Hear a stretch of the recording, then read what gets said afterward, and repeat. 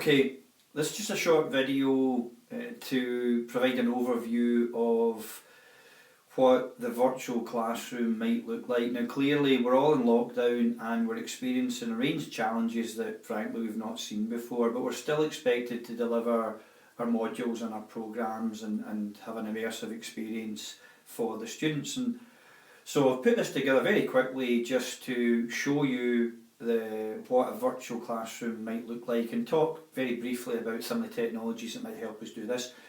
So you find yourself watching me in a 360 video within my home office, and like everybody else, having face-to-face interactions with students just isn't an option. So we have to think about the technologies that are available to us in order to deliver a good experience. So the technology we're using here is a Ricoh 360 camera. It's got two fisheye lenses that allow us to capture the entire surrounding environment, in this case my study. So you can put your finger to the touch screen and drag it around, or if you have one of these or a Google Cardboard, you can simply insert your smartphone into that and that'll give you a fully immersive VR type experience.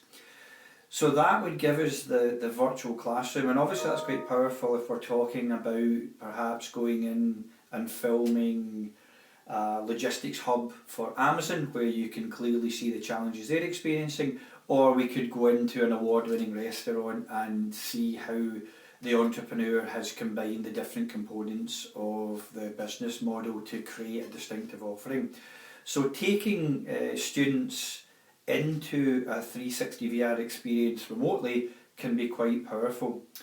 Once we've captured the information, we're then able to upload it to YouTube, and this allows us to embed this type of media in a virtual learning environment. It could be Moodle, it could be Google Sites, but there are plenty of platforms that we can use, and this is what it looks like. This is a short video I shot with a colleague, Matt Frew, a couple of years ago, and we're talking in this case about business models.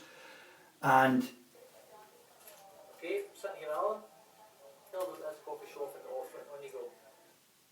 What we can see here is we've got two lecturers discussing the business model while they're actually in the physical space, and obviously the student isn't here and the student doesn't need to.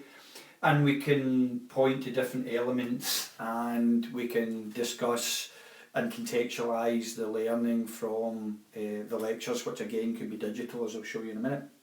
This is very, very powerful because if we're able to transport or teleport students metaphorically into a physical space virtually, then that means that we don't need them to come in physically into the campus. So this type of technology, 360 video uploaded to YouTube, is quite easy to use and it's quite powerful. What we're also able to do is combine these technologies with other technologies, in this case TouchCast. Now we're already using TouchCast widely for fully digital lectures, and again if the lecture is digital, the students don't necessarily need to be in the class and they can watch the lecture many times and they can watch it 24/7, and this is a good example. Here we're talking about creativity and innovation.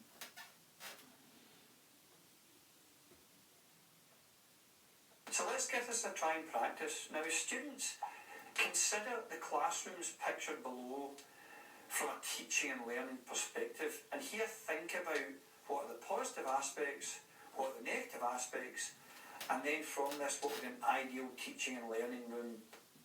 Now this would normally be covered in a tutorial exercise, but we can see here that there's no reason why we can't get that information across remotely, and we'd still have the opportunity for the students to engage in a two-way situation with the lecturers in groups, individually as a class, using technology like chat, Meet, which are both Google products, or even Skype or WhatsApp. So there's lots of things that we can do. We've got digital lectures, we've got the ability to have digital tutorials for up to 250 students at once, and we've also got the ability through this